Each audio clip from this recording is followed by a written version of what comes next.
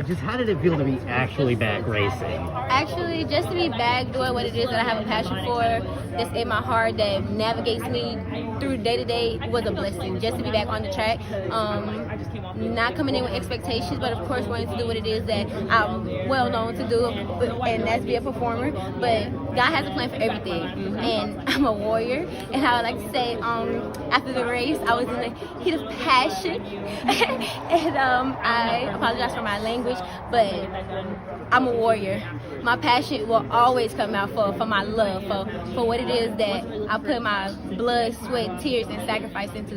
This last month was a journey for me, but that's no excuse, because at the end of the day, I'm an athlete, and today was a day, but it's not every day. It's not the end of the world. And like I say, if you choose to count me out, joke's on you.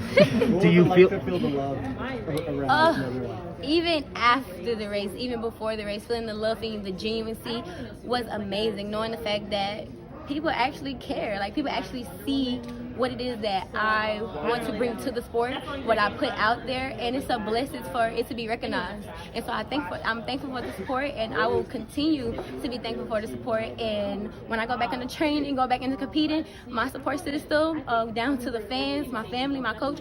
Y'all all are in there. I represent you guys. So, like I said, don't take today as an L for us, because we're not going nowhere. You mentioned the journey. What? Oh, okay. Any more races for you this season? Oh, definitely. There are probably a couple, one or two more, but yeah, we can't finish like this. Yeah, for sure. You mentioned the journey, obviously a crazy one. What has this taught you? Oh, what this has taught me is moving forward. No matter what it is, the situation, the circumstance, you can't sit and dwell, because if you sit and dwell, you will never go up. when you down, the only way is up if you see it that way. So not even feeling like I'm down, I feel like I'm going forward. This is one day, tomorrow's another day, and going from there, and the days just run together. But all overall, I know what it is that I need to do. We know what it is that I can do, and y'all are gonna see it. Period. I know you probably don't want to dwell too much on it, but what do you feel did go wrong in the race?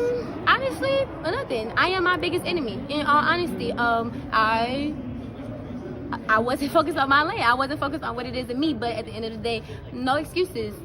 Not at all. It's time to get back in the lab and do what it is that I need to do. Congratulations to the women that won. I love women, no matter what the flag is, no matter what brand you wear. I love successful women, and I hope that they continue to be just as successful as they're doing, and continue to thrive in their career. But I'm definitely going to thrive, and I'm definitely going to continue to show the world why I'm that girl. You've used the saying no excuses. You've used that over the last month.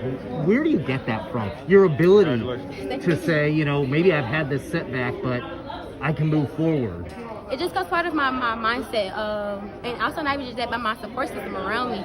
They don't let me sit. They understand, because they see the talent so much. They don't just see today. They see the big picture. They see the overall potential and what I can do and bring to this game. So they never let me sit. And with that, it's in my head. It's been dwelled into me. Training from high school all the way up until now. The greatness in me is not on anybody's pace. It's not on social media's pace. It's not on my pace. It's not on the haters' pace. It's on God's pace, okay? And he gonna make sure I do what it is I need to do when it's time to do it. And right now, it wasn't time to do it, and that's okay. But when it is time to do it, y'all gonna know. And what will you say then? Nothing. What's the last month or two just kind of taught you about your confidence, your self-belief, and like how important that is to have that reaffirmed to yourself every day in spite of setbacks? Oh, just having that confidence. You have to believe in yourself before you expect anybody else to believe in you. So you have to have that confidence within you and sturdy, meaning because the world can be a foul place.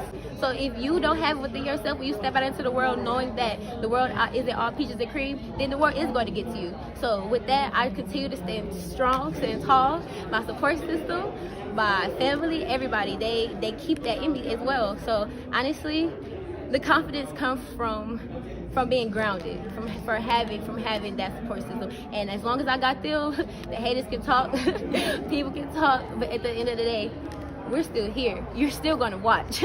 You're still waiting. So I feel delicious. Okay?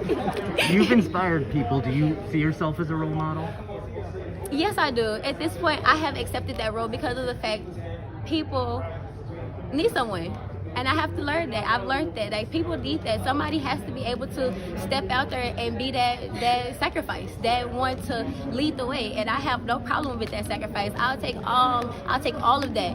If that means the generations after me can come into this game feeling like themselves and express that. They don't feel like they have to be in a public. They don't feel like social media is pressuring them and crushing them, because at the end of the day, you are who you are, and you have to hold on firmly to that. Because if not, the world will crumble you down. So I'm standing tall. Thank you. Thank you. I'll get on you, get your money longer.